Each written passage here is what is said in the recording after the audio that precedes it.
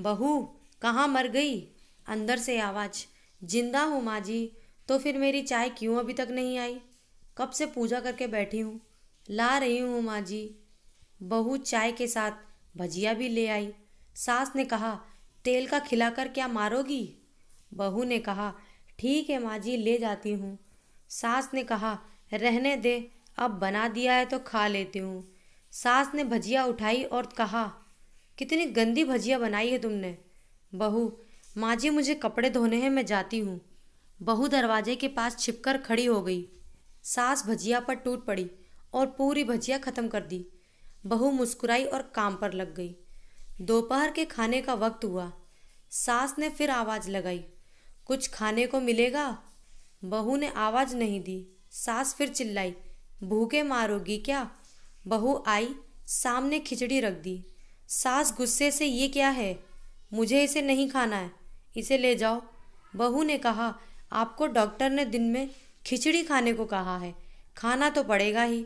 सास मुंह बनाते हुए, हाँ तू मेरी माँ बन जा। बहू फिर मुस्कुराई और चली गई। आज इनके घर पूजा थी।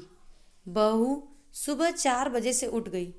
पहले स्नान किया, फिर फूल लाई, माला बनाई, रसोई साफ की, पकवान और भोज बनाया। सुबह के 10 बज गए। अब सास भी उठ चुकी थी। बहू अब पंडित जी के साथ भगवान के वस्त्र तैयार कर रही थी। आज ऑफिस की छुट्टी थी। उनके पति घर पर थे। पूजा शुरू हुई। सास चिल्लाती, बहू ये नहीं है, वो नहीं है। बहू दौड़ी दौड़ी आती और सब करती। अब दोपहर के 3 बज गए थे। आरती की तैयारी चल रही थी। पंडित जी ने सबको आरती के लिए बुलाया और सबके हाथों में थाली दी। जैसे ही बहू ने थाली पकड़ी, थाली हाथों से गिर पड़ी। शायद भोज बनाते हुए बहू के हाथों में तेल लगा था, जिसे वो पोंछना भूल गई थी। सारे लोग तरह तरह की बातें करने लगे। कैसी बहू है, कुछ नहीं आता, एक काम भी ठीक से नहीं कर सकती, न जाने कैसी बहू उठा लाए। एक आरती की थाली भी संभाल नहीं सकी। उसके पति भी गुस्सा हो गए, पर सास चुप रही, कुछ नहीं कहा। बस यही बोल के छोड़ दिया, सीख रही है, सब सीख जाएगी धीरे धीरे। अब सबको खाना परोसा जाने लगा। बहू दौड़ दौड़ के खाना देती, फिर पानी लाती। करीब 70-80 लोग हो गए थे। इधर 2 नौकर और बहू अकेली, फिर भी वहाँ सारा काम बहुत ही अच्छे तरीके से करती। अब उसकी सास और कुछ आस पड़ोस के लोग खाने पर बैठे। बहू ने खाना परोसना शुरू किया। सबको खाना दे दिया गया। जैसे ही पहला निवाला सास ने खाया, तुमने नमक ठीक नहीं डाला क्या? एक काम ठीक से नहीं करती, पता नहीं मेरे बाद कैसे ये घर संभालेगी। आस पड़ोस वालों को तो जानते ही हो ना साहब, वो बस बहाना ढूंढते हैं नुस्ख निकालने का। फिर वो सब शुरू हो गए, ऐसा खाना है, ऐसी बहू है, ये वो वगैरह वगैरह। दिन का खाना हो चुका था। अब बहू बर्तन साफ करने नौकरों के साथ लग गई। रात में जगराता का कार्यक्रम रखा गया था। बहू ने भी 1-2 गीत गाने के लिए स्टेज पर चढ़ी। सास जोर से चिल्लाई, मेरी नाक मत कटा देना, गाना नहीं आता तो मत गा, वापस आ जा। बहू मुस्कुराई और गाने लगी। सबने उसके गाने की तारीफ की, पर सास मुंह फुलाते हुए बोली, इससे अच्छा तो मैं गाती थी जवानी में, तुझे तो कुछ भी नहीं आता। बहू मुस्कुराई और चली गई। अब रात का खाना खिलाया जा रहा था। उसके पति के ऑफिस के दोस्त साइड में ही ड्रिंक करने लगे। उसका पति चिल्लाता, थोड़ा बर्फ लाओ, तो सास चिल्लाती, यहाँ दाल नहीं है। फिर चिल्लाता, कोल्ड ड्रिंक नहीं है, पापड़ ले आओ। इधर उधर आखिर में उसके पति की शराब गिर पड़ी उसके एक दोस्त पर और बोतल टूट गई। पति गुस्से से 2 झापड़ अपनी पत्नी को लगाते हुए कहता है, जाहिल कहीं की, देख कर नहीं कर सकती, तुझे इतना भी काम नहीं आता। सारे लोग देखने लगे। उसकी पत्नी रोते हुए कमरे की तरफ दौड़ी। फिर उसके दोस्तों ने कहा, क्या यार, पूरा मूड खराब कर दिया, यहाँ नहीं बुलाया होता, हम कहीं और पार्टी कर लेते। कैसी अनपढ़ गंवार बीवी ला रखी है तूने, उसे तो मेहमानों की इज्जत और काम करना तक नहीं आता। तुमने तो हमारी बेइज्जती कर दी। अब आस पड़ोस की औरतों को और बहाना मिल गया था। वो कहने लगी, देखो क्या कर दिया तुम्हारी बहू ने, कोई काम की नहीं है। मैं तो कहती हूँ अपने बेटे की दूसरी शादी करा दो, छुटकारा पाओ इस गवार से।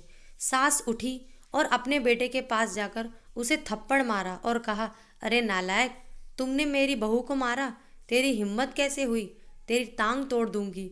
उसने बेटे के दोस्त कुछ कहने ही वाले थे कि उसकी माँ ने घूरते हुए कहा, चुप, बिल्कुल चुप, यहाँ दारू पीने आए हो, जबकि पता है आज पूजा है और तुम्हें पार्टी करनी है। कैसे संस्कार दिए हैं तुम्हारे माता पिता ने। और किसने मेरी बहू को जाहिल बोला, जरा इधर आओ, चप्पल से मारूंगी। अगर मेरी बहू को किसी ने शब्द भी कहा तो, अरे पापी, तूने उस लड़की को बस इसलिए मारा कि तेरी शराब टूट गई। पापी, वो बच्ची सुबह 4 बजे से उठी है, घर का सारा काम कर रही है, न सुबह से नाश्ता किया न दिन का खाना खाया, फिर भी हंसते हुए सबकी बातें सुनते हुए, ताने सुनते हुए घर के काम में लगी रही। तेरे यार दोस्तों को वो अच्छी नहीं लगी। जूते से मारूंगी तेरे दोस्तों को जो कभी उन्होंने ऐसा कहा। उसके यार दोस्त चुपके से खिसक गए। अब सास बहू के कमरे में गई और बहू का हाथ पकड़कर बाहर लाई। सबके सामने कहने लगी, किसने कहा था अपनी बहू को घर से निकाल के दूसरी बहू ले आना, जरा सामने आओ। कोई सामने नहीं आया। फिर सास ने कहा, तुम जानते भी क्या हो इस लड़की के बारे में, ये मेरी माँ भी है, बेटी भी। माँ इसलिए मुझे गलत काम करने पर डांटती है और बेटी इसलिए कभी कभी मेरी दिल की भावनाएं समझ जाती है, मेरी दिन रात सेवा करती है, मेरे 1000 ताने सुनती है पर एक शब्द भी गलत नहीं कहती, ना सामने ना पीठ पीछे। और तुम कहते हो दूसरी बहू ले आओ, याद है ना छुटकी की दादी, अपनी बहू की करतूत। सास ने गुस्से से पड़ोसन की महिला को कहा, अभी पिछले हफ्ते ही तुम्हें मियाँ बीवी भूखे छोड़ घूमने चले गए थे। मेरी इसी बहू ने 7 दिनों तक तुम्हारे घर पर खाना पानी, यहाँ तक कि तुम्हारे पैर दबाने जाती थी, और तुम इसे जाहिल बोलती हो। जाहिल तो तुम सब हो जो कोयले और हीरो में फ़र्क नहीं जानते। अगर आइंदा मेरी बहू के बारे में किसी ने एक लफ्ज़ भी बोला तो मुझसे बुरा कोई नहीं होगा, क्योंकि ये मेरी बहू नहीं, मेरी बेटी है। बहू सिसकियाँ लेते हुए फिर कमरे में चली गई। सास ने एक प्लेट उठाई और भोजन परोसा और बहू के कमरे में खुद ले गई।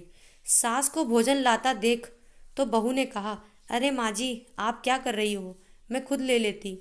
सास ने प्यार से ताना मारते हुए कहा, डर मत, इसमें जहर नहीं है, मार नहीं डालूंगी तुझे। तुझे नई सास चाहिए होगी, पर मुझे अभी भी तू ही मेरे घर की बहू चाहिए।